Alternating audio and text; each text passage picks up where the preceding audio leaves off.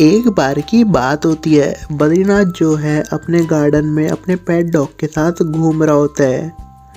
तभी उसे काम याद आता है और वह वहाँ से चला जाता है। थोड़ी देर बाद जब वह अपने गार्डन में वापस आता है तो वो ये क्या देखता है कि उसके पेट डॉग का मर्डर हो रखा था।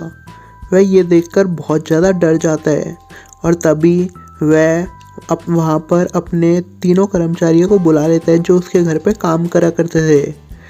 तो सबसे पहले होती है उसकी मेड मायरा, दूसरा होता है उसका गार्डनर और तीसरा होता है उसका शेफ़ जीवा। वह उन तीनों से कहता है कि देखो, मुझे पता चल चुका है कि तुम तीनों में से ही किसी ने मेरे पेट डॉग का मर्डर करा है। अब जल्दी से बता दो, ना तो मुझे सीसीटीवी कैमरा देखना पड़ेगा। तो वह उन तीनों की बातों को ध्यान से सुनते हैं।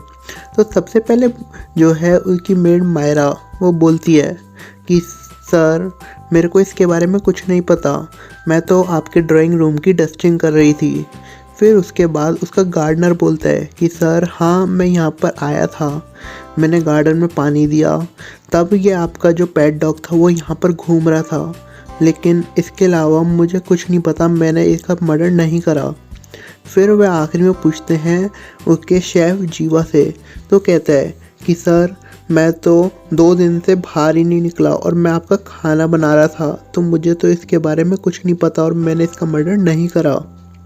वह तीनों की बातों को ध्यान से सुनते हैं और तीनों की बातों को सुनते ही उन्हें समझ जाता है कि उनके पेट डॉग का मर्डर किसने करा है।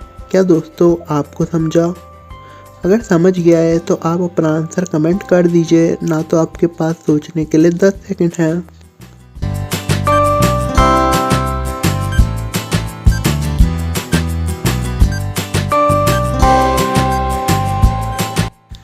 तो दोस्तों, यहाँ पर बद्रीनाथ का जो शेफ़ है जीवा, वो झूठ बोल रहा है और उसने ही जो है उसके पेट डॉग का मर्डर करा है। आइए जानते हैं कैसे।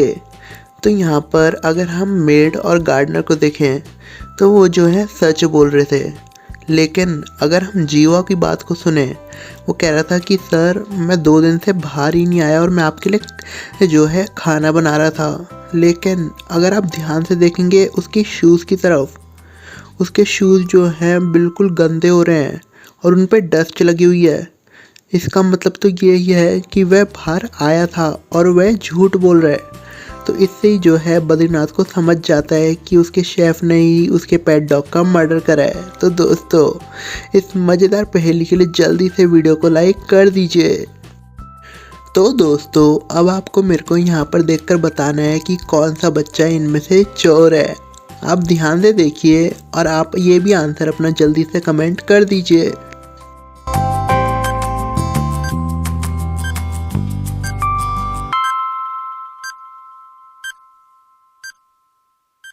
तो दोस्तों, अगर हम यहाँ पर ध्यान से देखें तो यहाँ पर तीसरे बच्चे के पास एक थर्मामीटर है, लेकिन पहले 2 बच्चों के पास कुछ भी नहीं है। तो इसका मतलब तो यही है कि तीसरा बच्चा चोर है। तो दोस्तों, आपको आज की रिडल्स कैसी लगी? और अगर आप ऐसी और रिडल देखना चाहते हैं तो आप ये हमारी एंड स्क्रीन पे लगी हुई रिडल्स भी देख सकते हैं। So thank you.